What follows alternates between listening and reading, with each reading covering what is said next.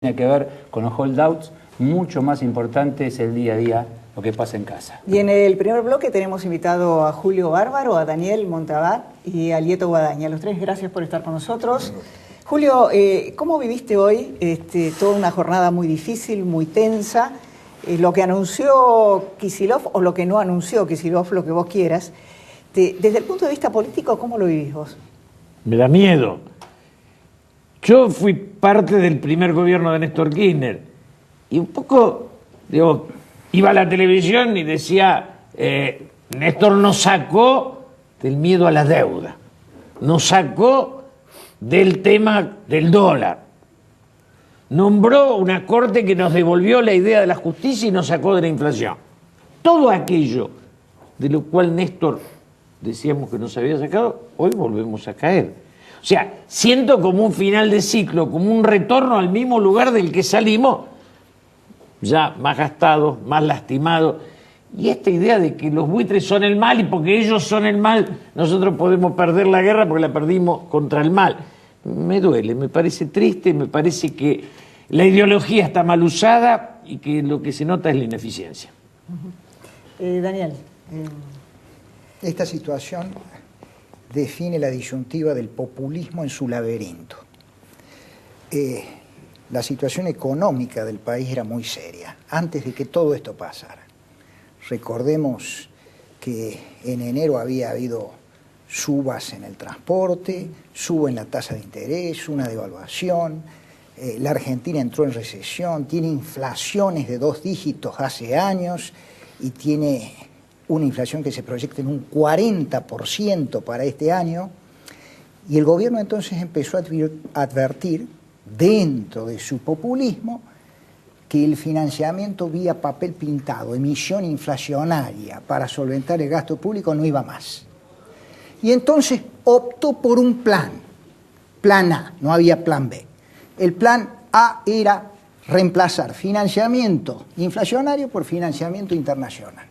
Y en función de eso arregló algunos juicios en el SEAD, y en función de eso hizo arreglos con Repsol, en función de eso hizo arreglos con el Club de París, y en función de eso todos creímos de que cuando se produjo esta situación especial con los fondos buitres, iba a terminar llegando un arreglo. Es decir, ¿a ustedes les sorprende? ¿Les sorprendió? Y claro que sí, me sorprende y habla de cortocircuitos. Porque tenías con qué, el tema fue a destiempo.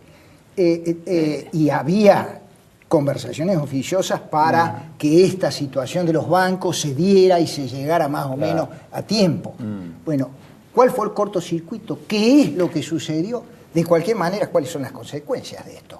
Aborta el plan A si hay default, porque se acaba el acceso a ese financiamiento internacional que el gobierno esperaba. Y si no hay acceso al financiamiento internacional, todas estas situaciones que hoy se plantean como complicadas, inflación, desempleo, recesión, van a tender a agravarse, y seriamente. Es decir, el default abre una caja de Pandora en términos económicos y políticos.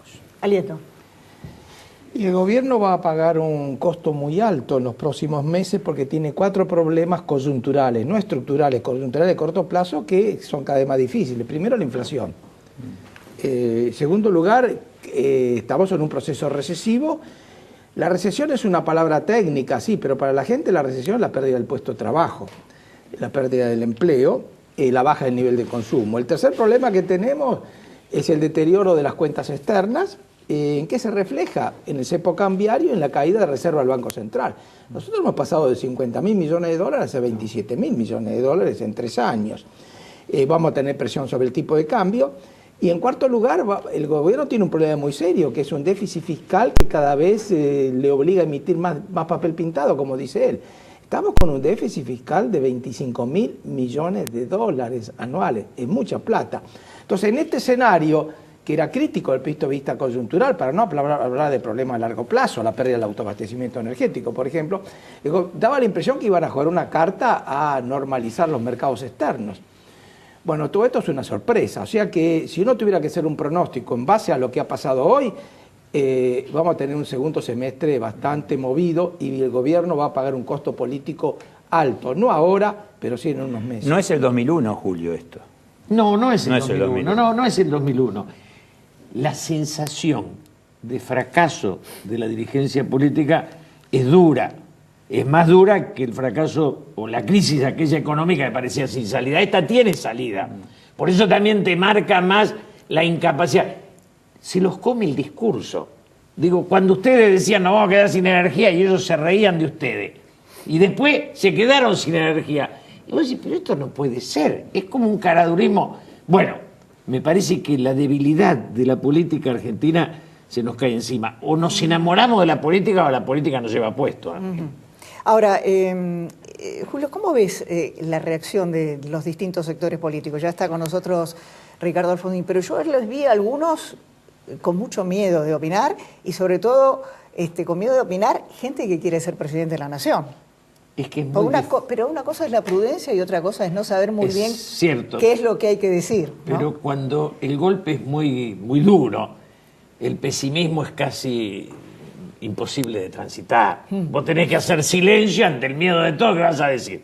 Si no, parece que festejaras la derrota. Es decir, el error del gobierno es tan grande que no se lo tiene que marcar la oposición, se lo marca el mismo gobierno. Ahora, mirá que han armado reuniones técnicas, la oposición, decir, bueno, muchachos, acá hay que hacer esto, estamos a disposición, pero no nos escucharon. Pero si no se escuchan entre ellos. Técnicos, Ni entre claro, ellos. No se claro. escuchan ni entre ellos. Hoy Kicillof parecía que no entendía lo que estaba pasando. Y Cuando sin la- lugar a duda ha habido una doble corriente, una alentada por el presidente del Banco Central, Fábregas. claro, que ha tratado de, en medio de las circunstancias, ver si se podía hacer algo con bancos para que Sí. compraran estos títulos en default y después canjearlos, esperando un tiempo que pase la vigencia de esta cláusula RUF.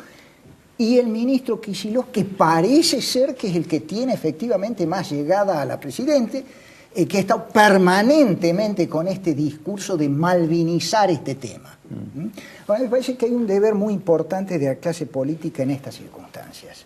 Y en estas circunstancias me parece que la clase política tiene que tener en cuenta que a veces hay que decirle a la sociedad lo que no quiere escuchar.